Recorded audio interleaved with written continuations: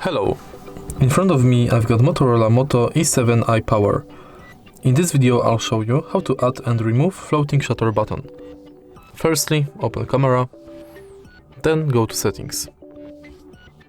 Switch this button, touch to capture, to add floating shutter button. Now, to take a picture, tap on the screen.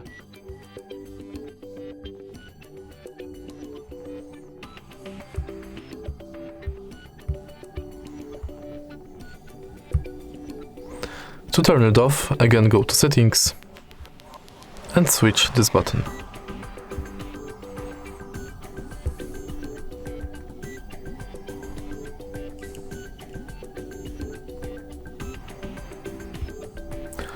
If you find this video helpful, please leave like, comment and subscribe.